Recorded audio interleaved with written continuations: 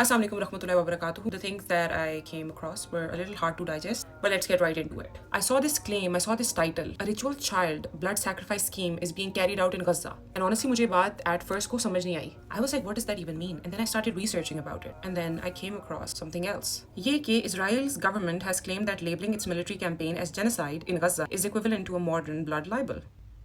Israel said this to counter the genocide claims. You falsely accuse us of genocide, we accuse you of blood libel. I was like, blood libel?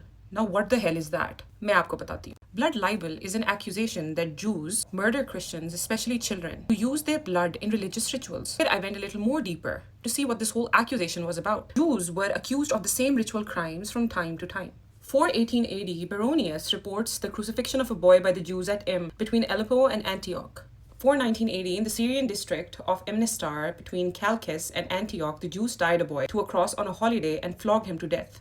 425 AD, Baronius reports the crucifixion of a boy. 614 AD, after the conquest of Jerusalem, the Jews purchased for a small amount of money 90,000 prisoners from the Persian king, murdered them all in the most disgusting of ways. 1071 AD, several Jews from Blois crucified a child during the Easter celebration, put his body into a sack, and threw it into the Loire. 1144 AD, in Norwich, during Passover, 12-year-old Saint Williams was tied by the local Jews, hanged from a cross, and his blood drained from a wound in his side. Jews hid the corpse in the nearby woods. Same accusation बार-बार from time to time सिर्फ Jews पे क्यों लग रही थी? Why not on Christians? Why not on Muslims? Why not on any religion of that time? Why particularly and specifically Jews? Now, why am I talking about this? Nearly half of Gaza's population are children. और आप लोगों को क्या लगता है कि ये बात इजराइल को नहीं पता थी? Then I came across this claim of cult or ritual blood sacrifices schemes tied to the Jal. इस पे मैं आती हूँ दोबारा, but you know there are different levels of sacrifice. You know, level 1 होती है symbolic offering or symbolic sacrifice. Common low intensity जिसमें wine, gifts, ऐसी चीजें आ जाती हैं. Level 2 जो आ जाता है ना हमारे पास वो consumable bloodless offerings होती हैं. Food and drink is offered to the one they are trying to appease. जिसके बाद हमारे पास जाती है level 3 that is regulated animal sacrifice. Intensity में moderate होता है. Ritual slaughter of animals like sheep, cattle, goat, household में किया जा सकता है, temple में किया जा सकता है. इसके बाद हमारे पास आ जाती है level 4 that is large animal sacrifice. This level is higher in intensity. Mass or ceremonial animal slaughter. जो level 5 है ना वो हमारे पास आ जाती है the highest intensity